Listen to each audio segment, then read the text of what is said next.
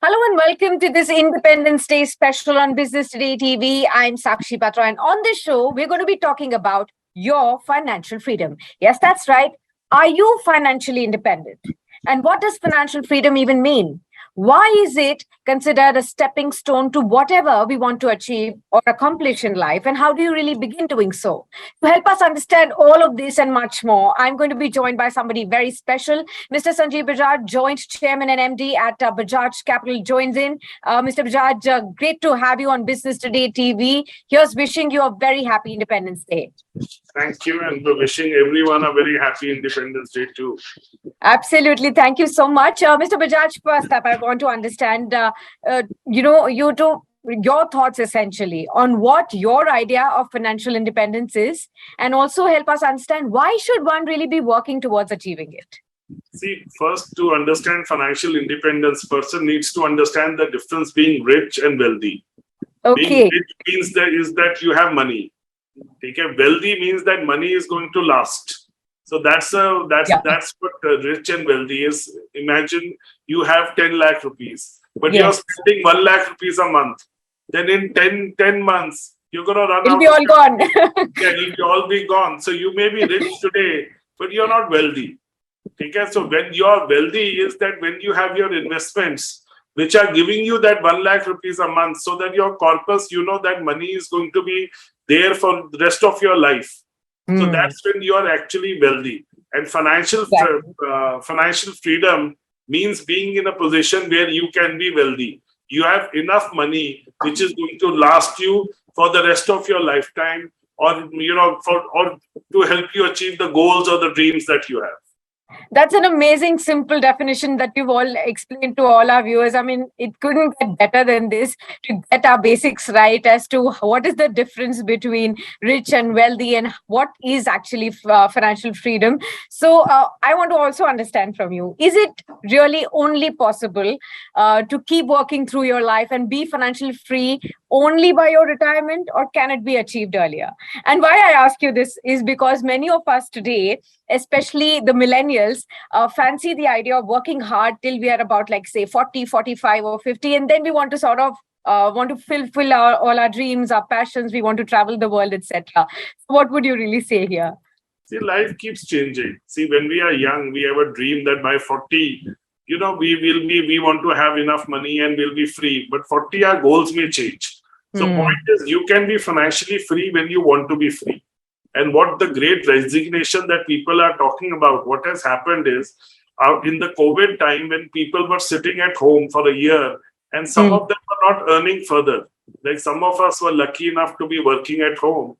Some of the people decided, I don't want to go back to work. I have enough money. I can reduce my cost of living, and I can choose to be at home. I can choose to work part-time. I can choose to do. So they decided to be financially free at that time only. And some people decided, look, I only want to do work from home because, that's my work-life balance. That's what I want. And there are others who are hungry for money, and they want to grow. And they were going out even during the pandemic time when most of us were sitting. And I'm sure, Sakshi, you from media would have had to go into the work, do your tasks. So it was amazing. The reporters were going all around. For them, the world was absolutely normal. It was just that the traffic was less.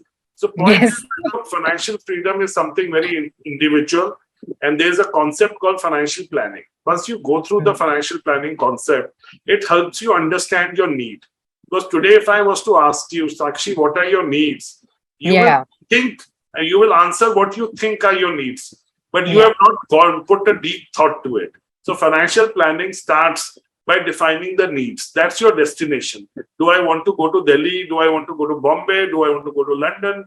Do I want to go to Paris? So first, you will only reach there once you define where you want to go. Then you define your needs. Then you define how much money do I have? How much money can I spare? And will this money take me to my financial independence or my goals? And so that I'll be able to, and then you decide, okay, do I reduce my goals? Do I increase my income? Do I work harder? And that's a very simple, I'm calling it simple, but it's a very basic concept of Oh, financial yes. planning, Yes, and absolutely. today you can achieve it. And please understand, today financial freedom is not 45. Mm. Financial freedom can even come at 30, 35. That's That's wonderful to that's hear.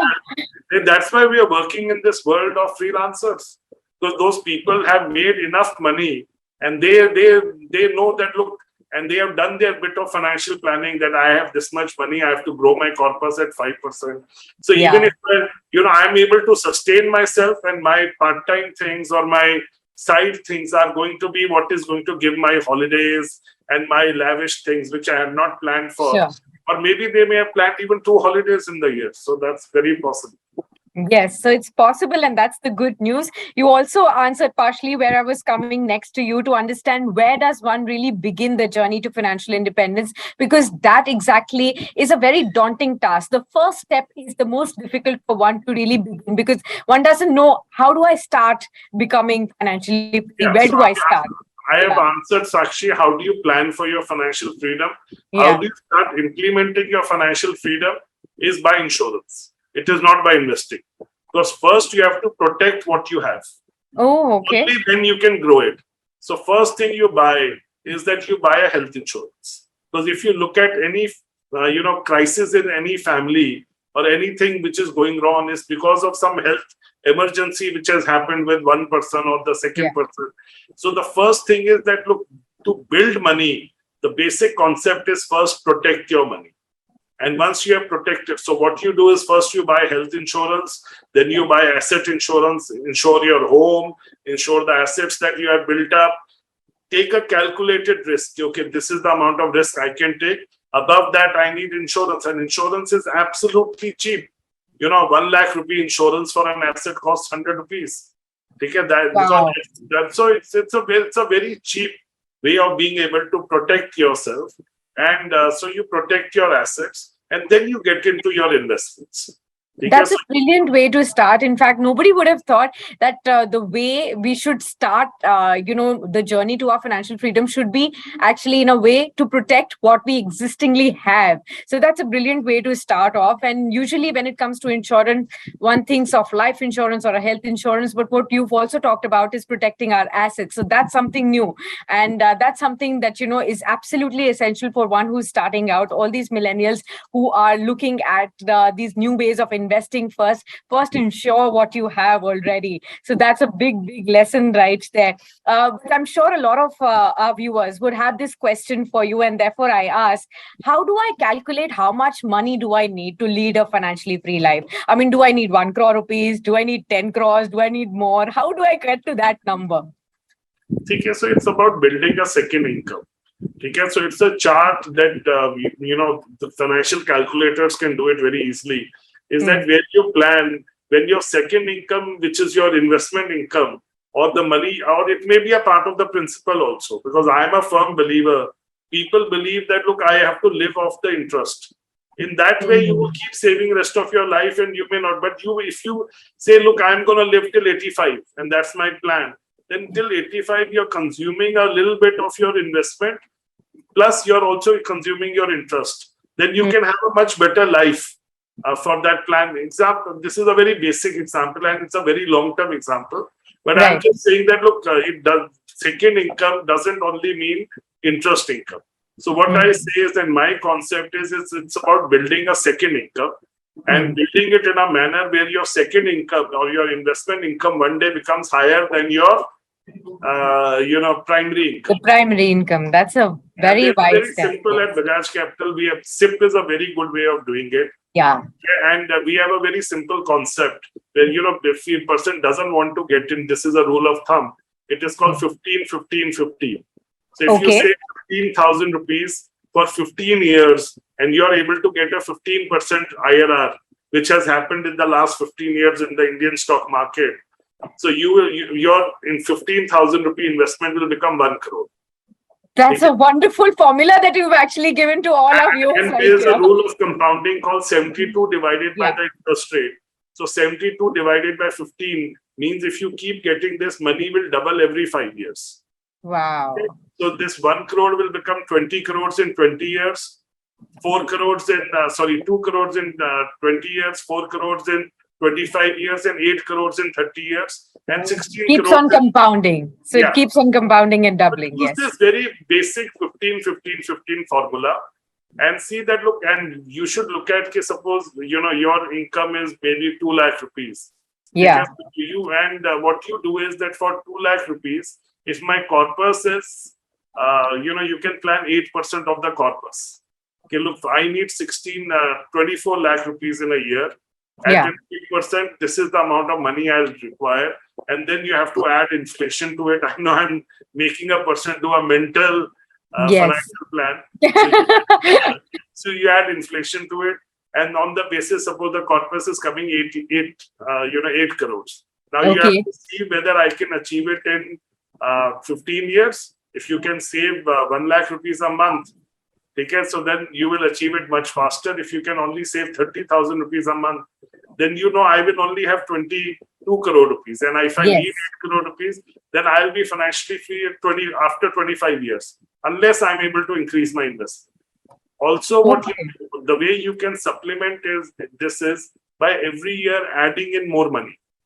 Look, today people start a SIP, then they forget. Yes. So if it's 15,000, you have extra money next year. You got a very good promotion. You worked very hard. One, you can put in a lump sum. You can put in a part of your bonus in there.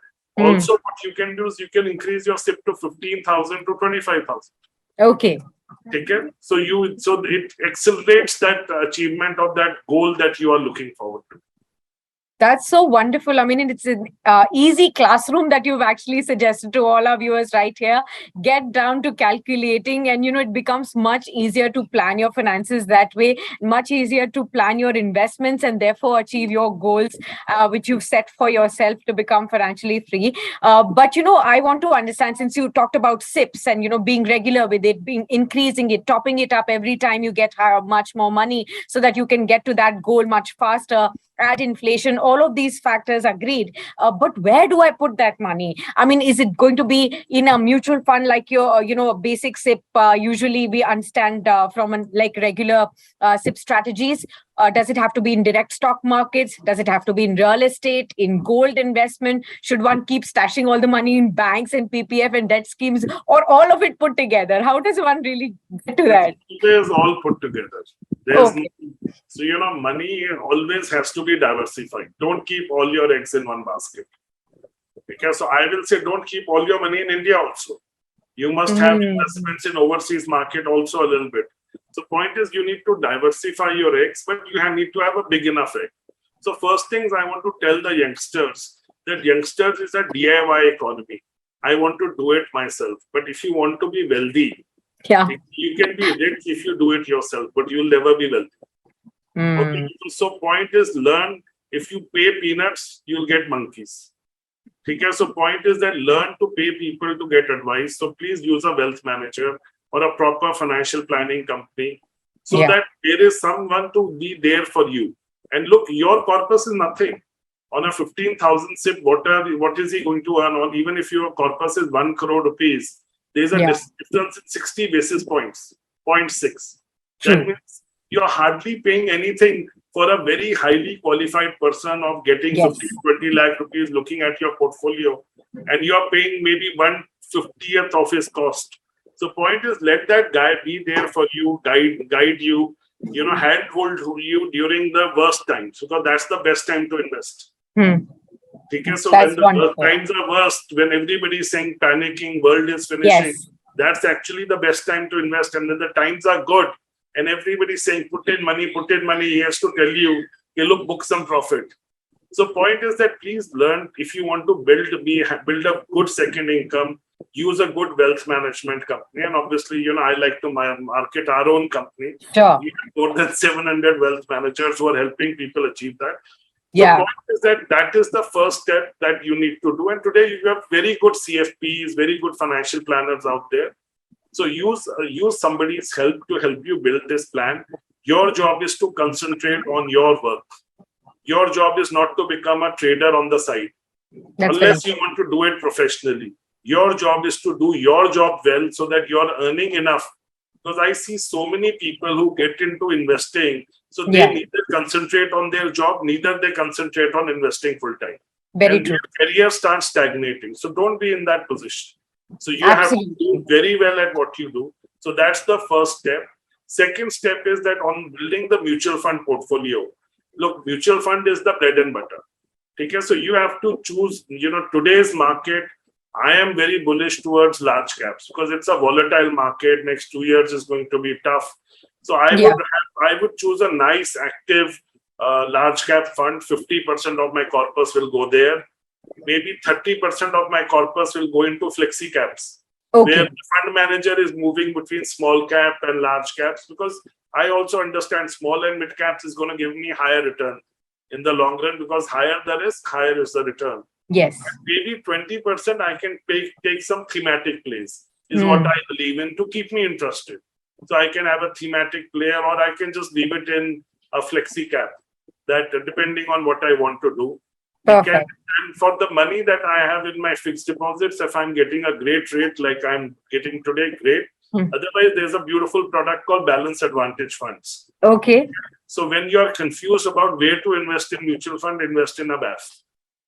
That's a wonderful that tip. moves your money between debt and equity. The fund manager is doing it. He's trying to time the market. You don't have to bother. They are Correct. typically given between 9 to 8 to maybe 10-11% return, which is great. Okay, so point is that, but there will be times in a BAF, unlike debt, where you may have zero return or negative return. Yes. What happened in the last 3 months. So this is a very simple way of building your portfolio. And also one thing you need to keep in mind is that you need to be in the funds which are performing in the top quartile. Now that is not, and don't do a post-mortem. If some fund has done very well in the last 1 year, it's Yeah. not to do very well in the next 1 year. Okay, so for the next 1 year, you have to understand research, and the wealth management firm that you choose should be typically be a bigger firm which has a wealth management practice or a research practice, which will tell you that why should this be better? Okay, why is this fund likely to outperform? And then how you rate your wealth management firm is whether their recommendations were actually in the top quartile or not. Because so don't invest on past, invest on the future, and hold your wealth manager accountable by just noting down, okay, you said these funds are going to be in the top performer. 2 years later, 3 years later, don't check that. Were they actually in the top performance? If they were not, why? What went wrong? And then eventually you'll understand the guy is doing right for you or not. One more thing, Sakshi, it is very important, is that, look, for anything to do well in that, if you really want to be financially free, have financial freedom or second income, you cannot start without knowledge. So point is, first, you must also understand or do a course on investing or wealth management. If you have the time, please do CFP level 1. Okay, it's a global program. Your market value will go up. And you will build up very strong basics of being able to invest. Again, I will not say become an investment professional, but at least nobody will be able to misguide you. If you can't do a CFP level 1 or it's too expensive, then there are cheaper programs. Like we run a program called Fantastic. Okay. It is a 3-week program. It starts from Fantastic Kids to Fantastic Teens to Fantastic Youth. Depending on various age group, tells you about investment, how to work with your wealth manager, how to keep him accountable, what to be careful of. There's so many of them available online. That's wonderful. 3-week program on investing, because that will ensure that, point is that 99% people are good, but you may come across one wrong person who may derail you for his own gain or this. For sure. But if you have a basic knowledge, then nobody will be able to do that. That's wonderful. All these very important points. Don't be in a DIY mode. Always takes professional help. That's an extremely important point. In case you're interested, educate yourself in investments. There are several programs that Mr. Bajaj has talked about as well. And second of all, when you choose a wealth manager, keep a tab and find out where he's investing and check the performance. And that's where you may continue to go right as well. So all these important points you must definitely note down. Lastly, Mr. Bajaj, I want to understand from you. We've been talking a whole lot about these millennial investors. Most of them are also getting attracted to these new investment forms, like the cryptocurrencies, for example, or the NFTs, for example, the REITs and InvITs. I mean, would you advise them to look at these forms of investing as well? See, REITs and InvITs are not new age. They are new to the country, but they are very traditional investment options. Yeah. And I personally do like REITs. Okay. So unless it's a very good interest bearing, but you have to look at the quality of the REIT. So Yeah. it's a good investment. And InvITs are infrastructure projects.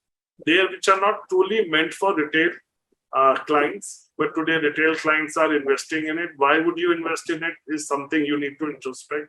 These are giving 7 to 8% returns, and you have many more products which can give you the same amount of return.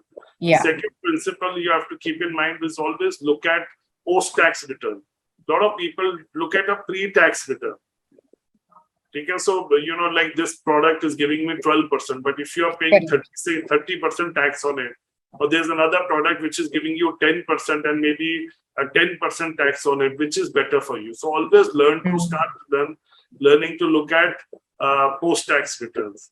And on these new age currency in products asset like classes, Bitcoin yeah, and others, see, these are very high risk because these are facts. Because these are like a tulip bloom that used to people where a tulip would cost more than the house. Yeah. So probably nobody knows what is the backing behind them. Why are they valued at what they are valued? So point is that, look, if you want to do it, plus do it with only a small portion of your wealth. Okay, we get excited. There are people who take crazy risk. Okay, but that you come across all.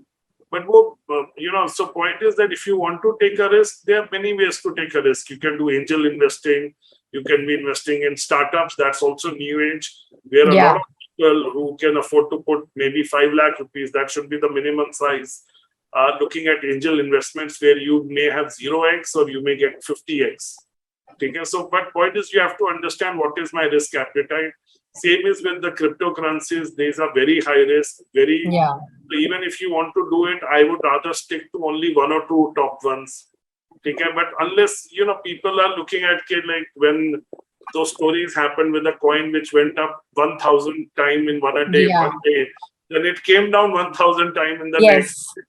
And plus, you also have to understand the exchanges are not properly regulated. Yes, you have to be very careful.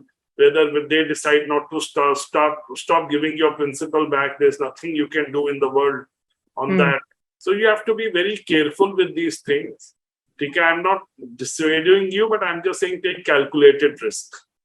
Understood that. Well, on that note, thank you so much, Mr. Bajaj, for being with us and sharing these wonderful insights with all our viewers on how to really begin their journey to financial independence and all the, advice that you've shared. I hope that they're penning it down and beginning to, follow all of that so that they can actually achieve the future of their dreams as well via financial independence. So thank you so much. It's been a pleasure speaking with you. Thank you, Sakshi. If you like the video, do like, comment, share and subscribe.